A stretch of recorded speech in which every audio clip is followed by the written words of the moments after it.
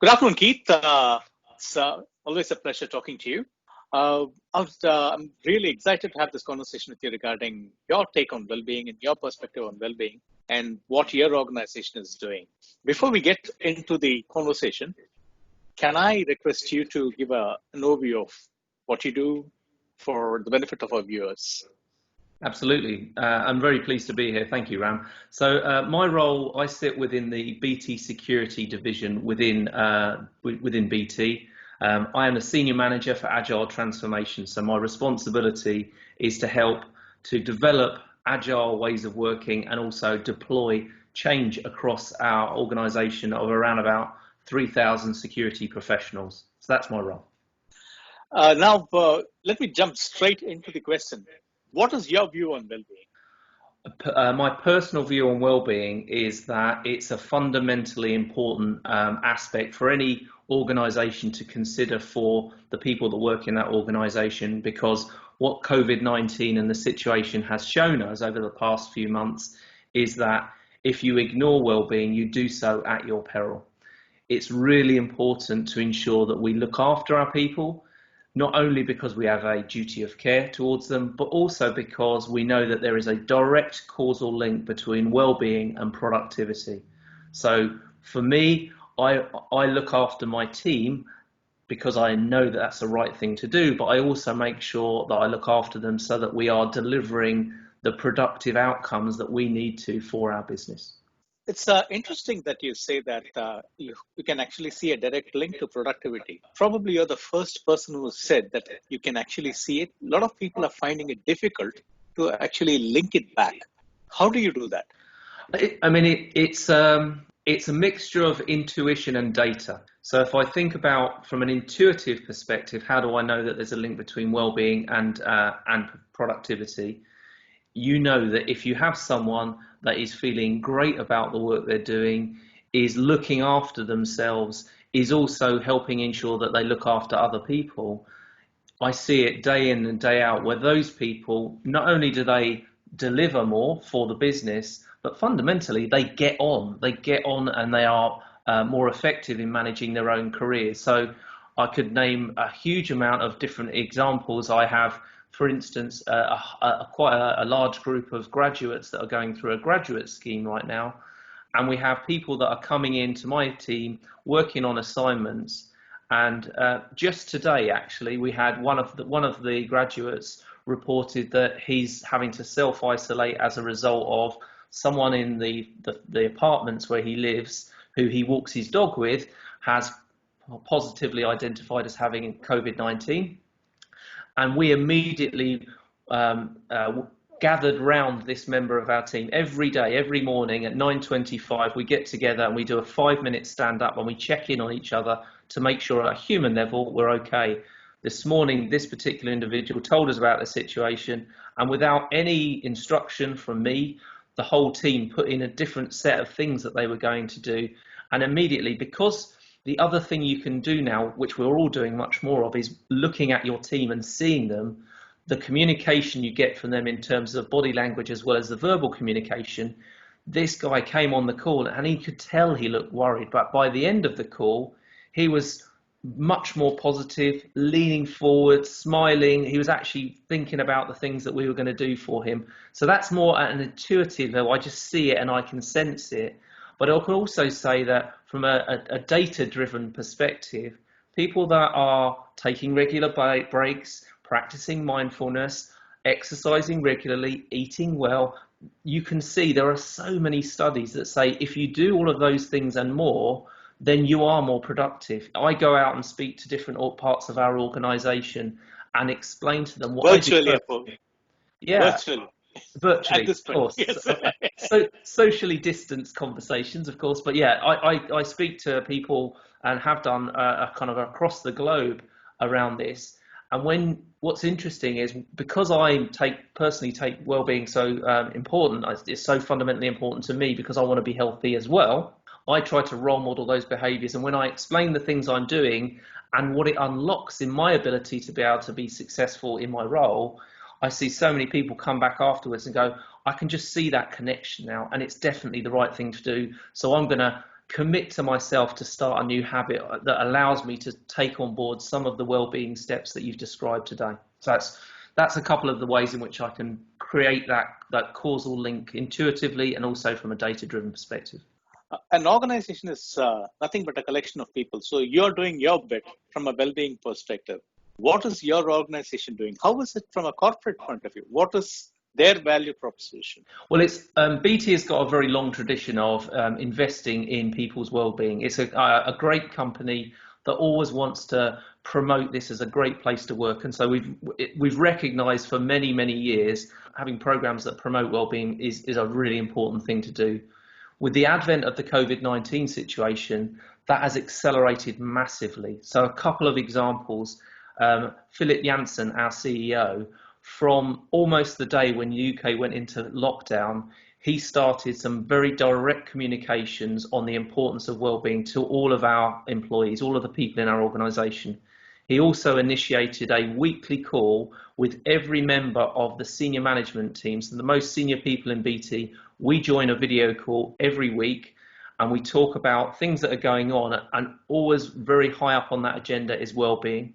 Our Chief Medical Officer, Tony Caddis-Green, he also does a weekly update on the things that we need to be aware of from a COVID perspective, but with a very specific slant on wellbeing. There are lots of webinars, there's lots of papers to read, there is advice that's given to you. It's a huge update once a week that there are so many different resources to. So it's very clear to every single one of us that this is an important topic, because we get pulled into sessions where we talk about it, we're offered resources to be engaged in it, and I see more and more people realising that actually as this COVID situation goes on for longer and longer, they've realised that they need it. Just this week I was on a senior management team meeting, and two very senior people said, look, I need to hold my hands up and say, I'm going to expose a bit of personal vulnerability now, but I've just come back from having a week's leave, and it wasn't until I went on leave and I started to decompress that I realised how much I needed to start to look after my own well-being. So I've come in with a concerted focus on making sure I do things in a different way now. And that was great because it unlocked a whole other conversation with people about the importance of us all taking leave, but also when we're not on leave, looking after ourselves. Interesting. Now, if you look at well-being, as you rightly said, there are multiple aspects. So if you talk about financial well-being, that's one of the major reasons of stress for people who are not earning that much. So if I've got a problem financially, normally I wouldn't like my boss to know about it. How do you actually ensure that that stress doesn't get spilled over in what they do? It's a tough question. Because there's also, as an employer and as a leader of a team, I have a series of different roles that I play. I play a role as a line manager, as a leader. I also am a mentor to different people. But one thing I'm most certainly not is a professional counsellor. I need to make sure that I understand that there's a line between what I do and what I should do and the things that I need to trust in professional counsellors. So within BT, we have a very clear kind of a line in the sand, if you like, that says if you suspect that there are some challenges for people because they're finding themselves in struggling from a financial well-being perspective, then the first thing that we should do is refer them to a professional counsellor that can help that. And we have actually got confidential helplines within the company that allow them to speak without any fear of any compromise on their own situation. So I've been a leader and a manager for more than 25 years. So over that period, you just get that intuition where you feel like actually there's something else at play here. Something else needs to be done. And more often than not, I informally speak with the individual and say, look, I really think you need to talk to a professional about this, because it appears to me that there is an issue, and I can't make you do it, but my personal recommendation would be it would be a good thing for you to have that conversation. So quite a fine line, but I think that's what I normally do when I see there's an issue in that area. Speaking of well-being, from a performance point of view, I know that the market has actually grown significantly. I think last year it was worth $40 billion or something, and it's growing at 6% per annum. Now, what started off as a health, then a fitness initiative, now is spilled over to well-being. The intention is probably well-being will help us A, improve productivity, and B, fuel collaboration. And we are seeing a lot of collaboration happening now. But productivity has not gone up. Now, when you come out of lockdown, there's going to be money that is going to be scarce. Is it wrong for organizations to question the return on investment on well-being initiatives if A, it is not helping the individual improving productivity, or they can't connect it to performance? I think it's because, as you said earlier on in the call, it's quite tricky to be able to create that direct linkage that's, beyond reasonable doubt can be proven. So it's a conversation actually that we've had internally about when we're writing business cases, what are the implicit and explicit benefits that you can genuinely prove? And there is a growing, not comprehensive, but a growing group of leaders that factor in the implicit benefits as well, such as the well-being of individuals will lead to a higher productivity. So I wouldn't say that we totally converted to it as an organisation, but I would say that there are more and more people that they'll use it as an influencing factor. That, say, for instance, a business case where we're looking at making investment was potentially marginal in terms of whether we accept it and proceed or whether we stop and say, no, we need to do something else. They'll take that into consideration and go, okay, that got it over the line. There was enough value in that as well, even though we couldn't create that direct hard link that was measurable in a very, very clear and unambiguous way. But it's good enough because we know it would work and it's intuitively the right thing to do. Which is fair enough, because any measurement is basically going to be valid till it is proved wrong, right? Measures at the fundamental level, yeah. We have to start off with a fundamental belief that 1 + 1 = 2. What if it isn't? So there's going to be ambiguity at any given point in time. So that's great to hear. Another question I had is, if you look at individuals, their well-being needs might be different for different people, depending on the strata they are in, the age, the maturity, and so on and so forth. So if you are throwing some well-being initiatives as a corporate, how do you ensure everyone's well-being needs are actually met? First thing, I don't think there's a perfect answer. I always love the answer that I hear when I go meet colleagues in India, where I ask them a very specific question and they answer with 2 words: it depends.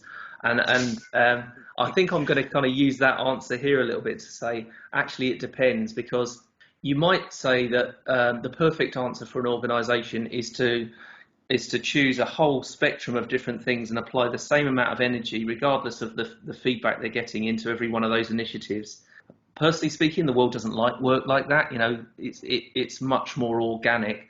So, and I think what we're doing within BT is the kind of right approach, which is in essence basically saying, we've got all these things out there. If you want to take part in them, then they'll continue. But the ones that don't receive any attention and energy in terms of interest, and people aren't consuming it, then they won't go to it. So an example I can give is that our chief medical officer negotiated with called Headspace, and negotiated a free subscription for, I think it was about 3 or 4 months, for anyone in BT who wanted to sign up to it.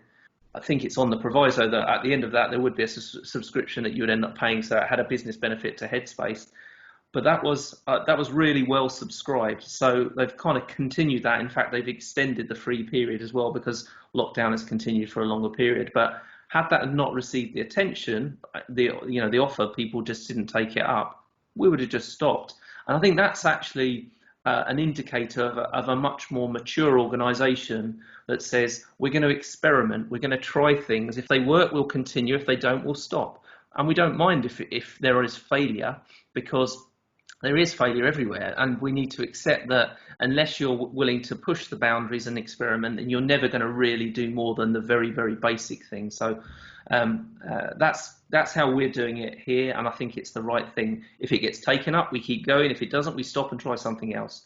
I don't know that there's a perfect answer to get everyone's needs and know what they are. I think it's more about just getting out there and experimenting and finding the sweet spot by the level of interest you get. The world is actually coping with the new normal. Now, when you come out of it, you've got all the plans in place. I'm sure BT has got a lot of plans in place. If you're going to advise a smaller company or a smaller organization, what they should be mindful of? That is a tricky question.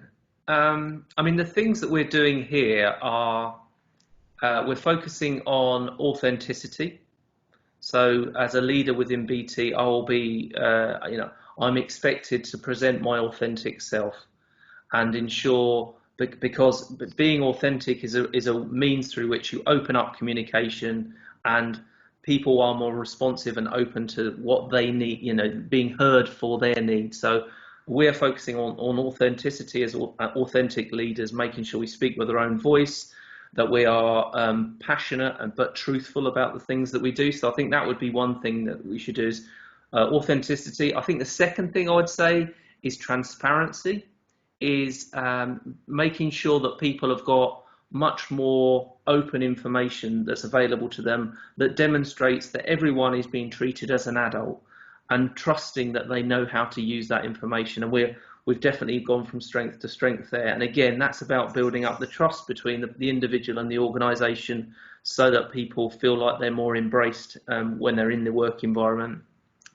I think that the last thing, though, is we've also got a sense of responsibility and making sure that I feel responsible for my own well-being. I also feel a sense of responsibility for the well-being of my peers around me, and also the people that work for me. So it's that role modelling, that sense of responsibility is really important to us as an organisation. And I notice it more and more because I spend a large part of my day on calls much like this one where we're speaking, and there is almost always the human interaction at the beginning and the end of those meetings before we get down to business. And that's definitely much more evident than it would have been even just a year ago. So but that's a responsibility towards finding out about someone, learning about where they're doing and how things are going for them and the challenges they face. And fundamentally, because people are now working in their home environment, there's a lot more going on that you can see that allows you to have that conversation and have the discussion. So I think it's those things. It's the authenticity, transparency and responsibility would be the first three things that I think of. Brilliant. So you're saying well-being is an art. Be authentic, be responsible, be transparent. Fantastic. Thanks a lot for your time and insights, Keith. As fascinating as always. Really enjoyed talking to you. Well, Thank you very much. You're very welcome, and it was great to spend a bit of time with you again, Ram. I'll no doubt be speaking to you soon. Thank you. Brilliant. Thank you.